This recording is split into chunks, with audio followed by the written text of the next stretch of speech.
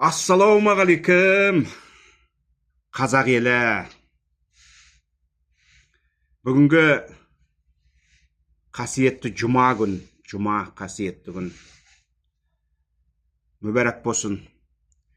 Оқыған дұға тілектеріңіз, намаздарыңыз, Алладан сұрағандарыңыз қабыл болсын. Елерге аман болсын. Арман мақсаттарыңыз орындалсын. Дендеріңіз сау болсын дейміз. Керегеде сөйлессең, келін дау келе жырылып бітеді дейді. Келісімен сөйлессең, екі ауыз сөзбен ердің құны бітеді дейді. Келіс алмай, кекірейіп сөйлесең, ерден құн, елден береке кетеді депті баяғылар. Кешегі ата ауыздығымен су ішіп, ер етегімен су кешкен алмағайлы заманда біздің ата бабаларымыз екі ауыз сөзбен жер дауында, жесір дауында шешіп тастаған. Екі ауыз сөзбен, жұдырықпен емес, пышақпен емес, мылтықпен емес, қазіргі замандай. Екі ауыз сөзбен ердің құны шешіп тастаған. Оған тарих куә.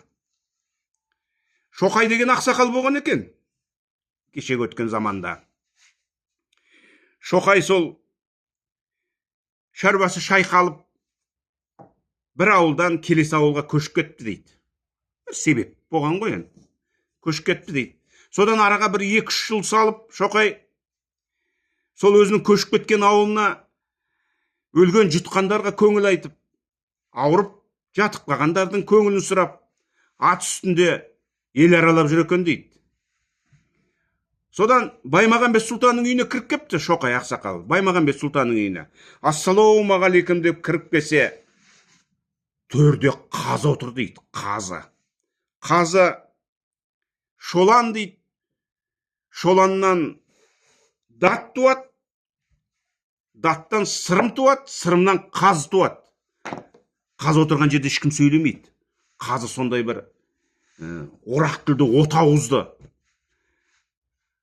шешен болған ғой. Оның отырған жерде ешкім сөйлемейтін көрінеді. Сонда төрге орналасқанда әңгімені қазы бастапты дейді. О, Шоқа, мынау құс мезгілі келген кезде жәнекейге ұшады депті. Қыс жайлы болса, түлеп ұшады. Жайсыз болса, жүдеп ұшады. Барған жерінің жайын мен жайсызын айт отыр депті. Қазы Шоқайға. Сонда Шоқай айтыпты, Қазке,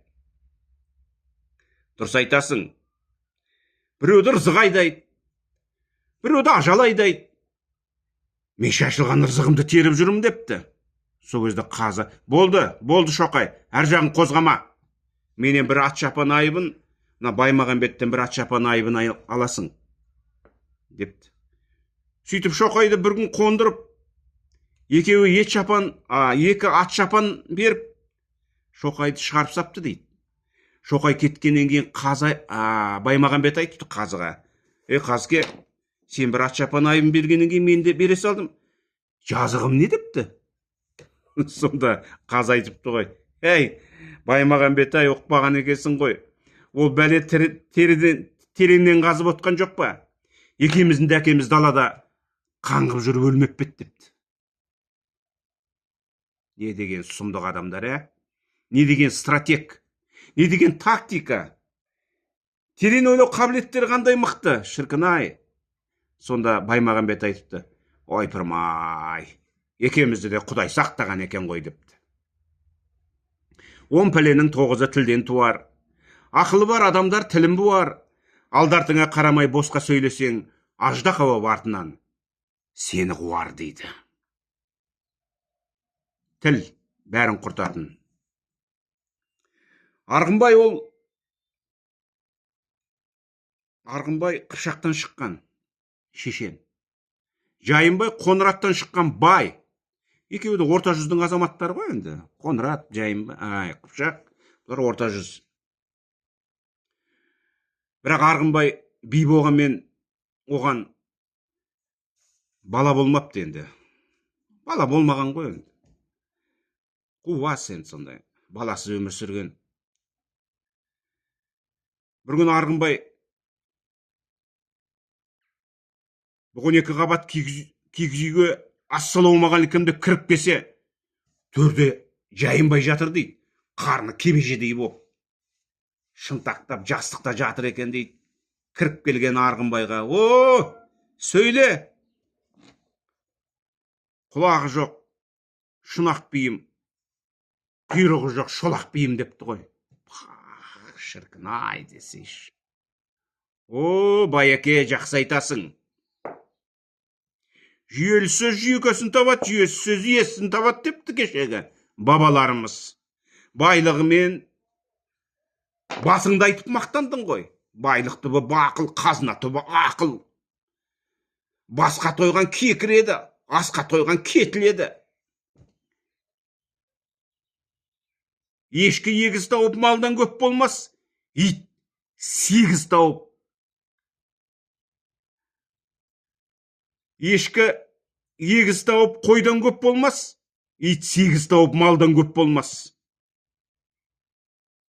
Құйрығым шолақ болса, тұлпар шығармын. Құлағым шұнақ болса, сұңқар шығармын. Ей, Құдайдың маған берейін десе, баласы жоқ па? Саған берейін десе, бәлесі жоқ па депті ғой. Шіркін ай. Сонда Жайынбай қолындағы қамшысын, тобылғы сапты қамшысын лақтырып жіберген екен, сөзі ұмытылған ғой. Қайран бабалар ай. Жарқырап жүрген жігіттің де көміліп жатқан мұны бар.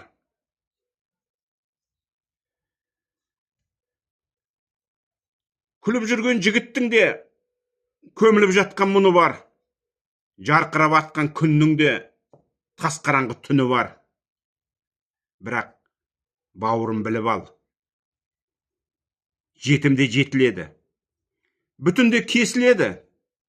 Асқақтаған сасық кеуде бір күні өкінеді. Өне бойы 4 құбылам тем болмайды деме, тем болады деме. Бәйтеректе қара құртқа желінеді.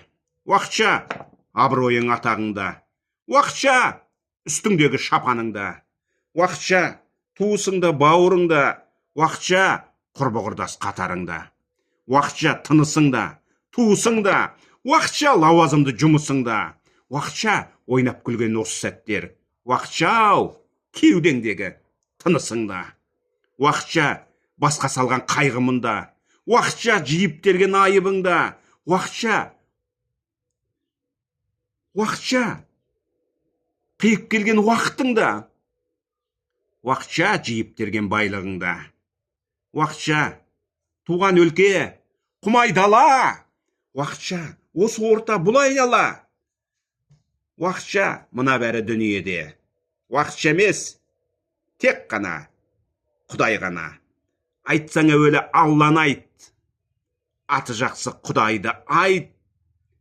4 Шатияр Мұстафа мұсқа башқан қаламды айт. Тәңірім сөзі Бұрқанды айт, кәлима Алла Құранды айт. Тәңірім егер салса аузыңа, егер сенің аузыңа салса, жан жолдасың иманды айт. Елдерге аман болсын, деніміз сау болсын. Күліп жүрейік, көңілді жүрейік, күлдіріп жүрейік. Күлкі болмайық, қазақ елі.